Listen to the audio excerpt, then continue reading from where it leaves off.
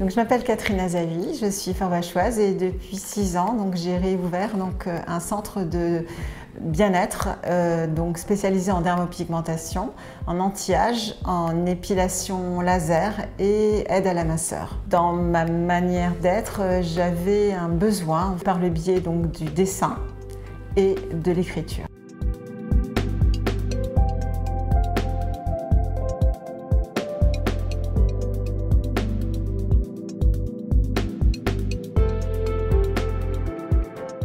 Je vous présente mon livre Aurais-je dû naître. J'ai démarré ce livre le 5 décembre 2023. J'avais en tête que le premier tome, parce qu'il s'agit du premier tome, soit fini au printemps.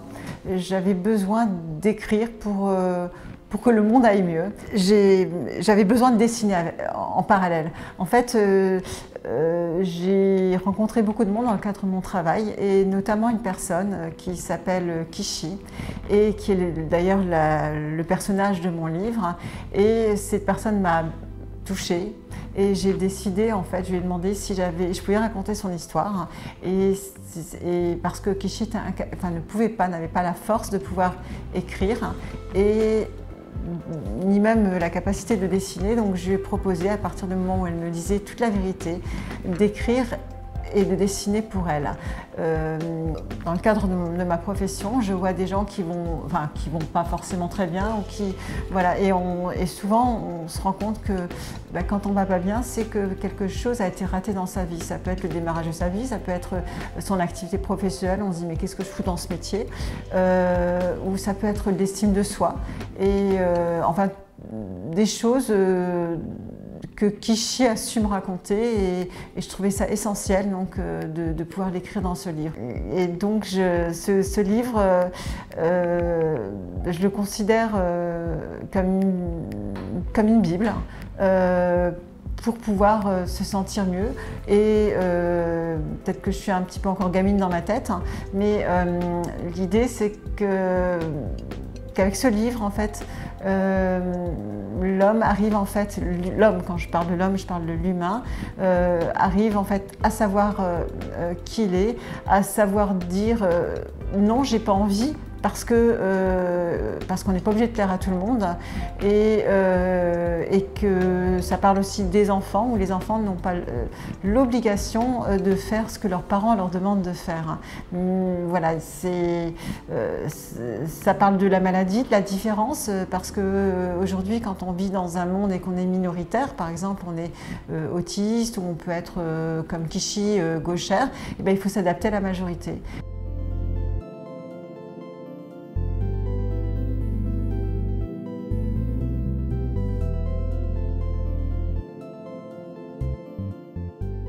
Alors donc ici, j'ai voulu représenter le grenier de notre enfance. J'ai 54 ans et en fait quand j'étais petite, eh bien j'étais un peu une enfant sauvage, et comme beaucoup de gens qui ont 50 ans aujourd'hui, et j'aimais bien en fait courir dans les champs et puis cueillir des fleurs pour mes parents. Et après, à l'époque, il y avait la télévision et on avait le droit de regarder une demi-heure L'île aux enfants, Casimir, qui est ici. Alors je suis sûre que pour tous les gens qui ont la cinquantaine, même 45, 50 ans, vers 60 ans, c'est une sorte de Madeleine de Proust, et ça ne peut pas rappeler de mauvais souvenirs, mais des choses douces qui font du bien. Voilà. Donc qu'en pensez-vous, hein, ça c'est à chacun de penser ce qu'il en a pensé. Mais j'ai fait une petite remarque en disant que c'est le bouquet ou le passage des fleurs naturelles aux dessins animés japonais, donc début de l'abêtissement des foules et des gosses qui n'y sont pour rien. Aux réseaux sociaux, on a tous du réseau, mais on n'a rien de social, harcèlement, filtre, mensonge, fausse image de soi. Là c'est le bouquet, et c'est peut-être bien le bouquet final.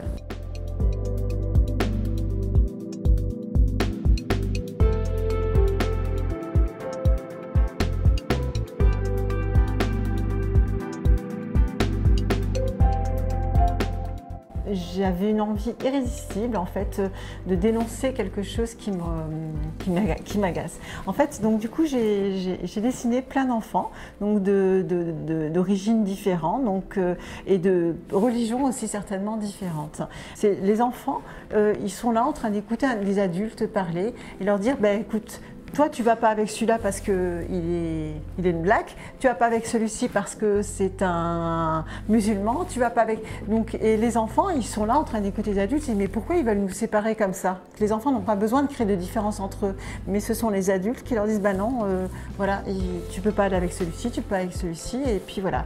Et donc dans cette toile, donc pleine de couleurs, parce que moi j'aime la couleur parce que c'est positif, et bien c'est une sorte de patchwork où j'ai raccommodé en fait tous les enfants et pour les unir. Ils sont de races différentes, de religions différentes, mais le patchwork les réunit, donc ils sont tissés ensemble.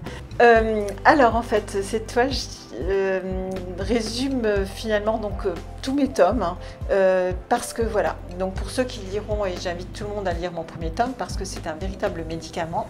Dans cette toile en fait on a le cerveau de Kishi, donc qui sont ces fleurs, et on voit dans le premier tome, et le deuxième tome, troisième tome aussi, mais dans le premier tome on va voir qu'elle traverse énormément d'épreuves, mais à chaque épreuve elle en ressort plus forte. Une épreuve, c'est comme des gouttes d'eau qui font déborder le vase, et en fait à chaque fin d'épreuve, eh bien il en sort toujours quelque chose de positif, parce que Kishi est positive.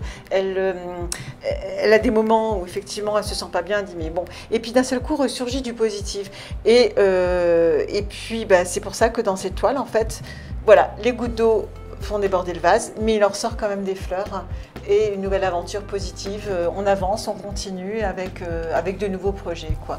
On traverse tous des épreuves, on se demande comment en fait on va s'en sortir, on trouve que parfois elles sont injustes, mais quand on les traverse, eh bien on en sort toujours quelque chose de bon en nous-mêmes. Donc simplement penser positif, il faut juste penser positif et il y a toujours des solutions à tout. Dans cette cabine, on pratique de la pressothérapie, de la cryolipolyse, donc c'est une destruction définitive donc des graisses. On fait également de l'anti-âge avec de la radiofréquence, donc qui permet en fait de stimuler, de créer des remontées de collagène. Et puis une dernière technologie qui fait fureur, c'est l'IFU, donc qui est qui permet en fait de créer des points de coagulation pour pouvoir en fait régénérer une cellule. Une cellule, quand elle est microlésée, en fait elle se régénère et elle rajeunit. Voilà. Donc c'est des ultrasons focalisés de haute intensité. Ça fait, sur une échelle de 0 à 10, ça fait mal entre 3 et 4, 5. Voilà. Mais en tout cas, ça marche bien.